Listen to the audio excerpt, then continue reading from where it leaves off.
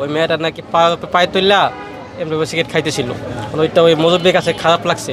মাগরিবের একটু আগে উনি এইখানেই বসেছিলেন, আমি তখন এই দিক দিয়ে যাচ্ছিলাম, তখন ওরা সিগারেট খাচ্ছিল এখানে, তো উনি নিষেধ করছে। উনি আমাদের এইখানের নিয়মিত একজন নামাজি এবং এই দোয়েল টাওয়ারের স্থায়ী বাসিন্দা।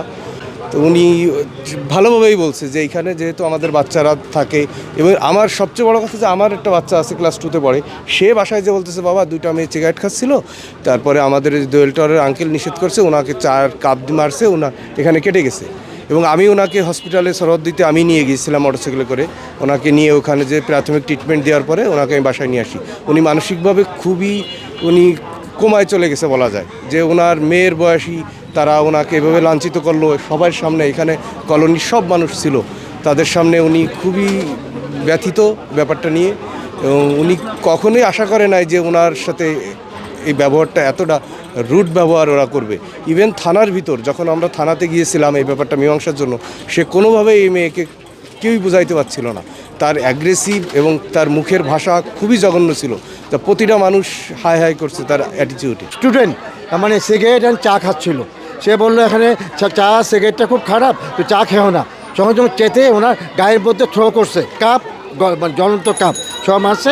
তেমন মারার পর বলছে তুমি আমাকে কেন মারছো, ও কিন্তু আঘাত করে নাই এরকমই, এবং গ্লাসে রক্ত বেরিয়েছে এবং নাকও কেটে গেছে এরকমই। যা এটা আমার কাছে খারাপ লাগছিল। সেদিন সে তারাবি নামাজও পড়ে নাই, এবং সে আমাদের মসজিদে রেগুলার নামাজ পড়ে এবং তারাবি নামাজ পড়ে, এবং আমাদের রেগুলার প্রথম সারির উনি নামাজ পড়ে। তো আমার কাছে খারাপ লাগছে, এই 3 দিন ধরে অসুস্থ এবং তারাবি নামাজ পড়তেছে না। মেয়েটা নাকি পায়ে তুললা এমনি সিগারেট খাইতেছিল, ওইটা ওই মুরব্বির কাছে খারাপ লাগছে, যে উনি যে ওনাকে যাকে বলছে যে এখানে আমরা ছেলে মেয়েরা এখানে দিক দিয়ে যাওয়া আসা করে, আপনি ওপেনলি সিগারেট খাইতেছেন, আমাদের ছেলে মেয়েরা তো নষ্ট হবে, এটা তো আপনারা এইভাবে খাইতে পারেন না। ওটা নাকি মেয়ে মাইন্ড করছে, মেয়ে নাকি রিয়েকশন করছে যে আমরা আমার টাকায় খাইতেছি, আপনাদের সমস্যা কী।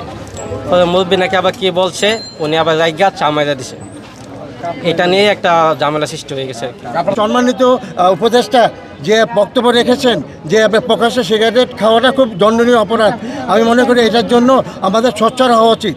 এবং এখানে আমি মনে করি এরিয়ার মধ্যে সিগারেট খাওয়া চলবে না, আমি মনে করি। হ্যাঁ, এবং সব জায়গায় এমন সিগারেট খেলে জরিমানা আছে, এই জরিমানাটা কেন আমরা আমাদের মাননীয় স্বরাষ্ট্র উপদেষ্টা মহোদয় যে কথা বলেছেন যে এই মাদকদ্রব্য সেবন করা ওপেন স্পেসে এটা আইনগত দণ্ডনীয় অপরাধ। আমরা চাচ্ছি আইনের প্রয়োগ হোক, এবং আমরা সামাজিক সম্প্রীতি রক্ষা করতে চাই। আমাদের এই সমাজে মহিলা, বাচ্চা, শিশু তারা চলাফেরা করে, এটা দৃষ্টিকটু এবং ন্যাক্কারজনক কাজ। এই ঘটনার পরে প্রশাসন তৎপর, এখানে এখন সিগারেট খাওয়া হয় না। প্রশাসনকে আমরা ধন্যবাদ জানাই, তারা তাৎক্ষণিকভাবে এখানে এখন কেউ সিগারেট খায় না। যদি খায় আবার আমরা এখানে বা থাকি স্থানীয়, আমরা এটার প্রতিবাদ আবার করবো, দরকার হলে থানায় আবার জানাবো, প্রশাসনকে আবার আমরা বলবো। এটা কি শুধু ছেলেদের, পুরুষের ব্যাপারে না নারী পুরুষ? না, এটা নারী পুরুষ দুটোটাই। কিন্তু পুরুষরা তো জানে সিগারেট প্যাকেটে লেখা আছে ধূমপান মৃত্যুর কারণ।